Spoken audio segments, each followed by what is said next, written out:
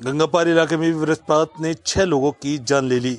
मऊ आईमा के चकबाहर उर्फ नोगीरा गांव में रविवार को दोपहर बारिश के बीच वज्रपात हुआ। इसके चपेट में आकर एक महिला की मौत हो गई। होलागढ़ इलाके के गढ़वा कमलापुर गांव में धान की रोपाई करते हुए वज्रपात की चपेट में आने से संगीता पुत्री अमरनाथ पटेल की जान चली गई।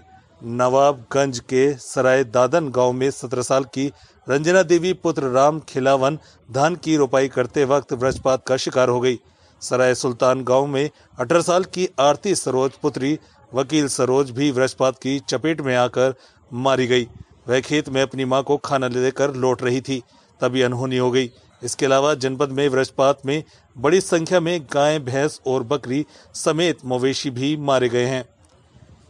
एडीएम एमपी सिंह ने बताया कि रविवार शाम 5 बजे तक मिली सूचना के मुताबिक जनपद में 13 लोगों की जान वज्रपात से हुई। सोराव तहसील में 6, बारा में 3, कोराव तहसील क्षेत्र में 3 और करछना में 1 मौत की खबर मिली है। इस लिहाजा से सबसे ज्यादा 7 मौत यमुनापार इलाके में हुई है। वज्रपात की जद में आने से यमुनापार के कोराव में 3 लोगों की मौत हुई है। कोराव थाना क्षेत्र के महोली में राम मूरत मिश्र की मौत हो गई।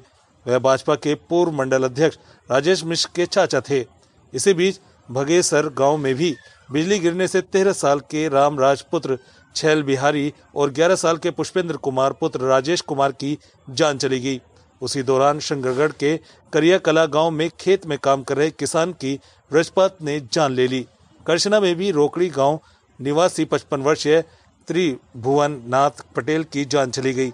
वह खेत की मेड़ बना रहे थे, तभी उन पर बिजली गिर गई। बारा के लोहगरा के टाउन बस्ती में खेत में पिता के साथ साथ काम कर रहे 18 वर्षीय हरीश चंद बिंद पुत्र किस्मत लाल की जान चली गई। बारा के ही रेरा में कमलेश कुमार बिंद की वज्रपात से मौत हो गई। प्रयागराज से अजय पांडे की रिपोर्ट, प्राइम मीडिया न्यूज।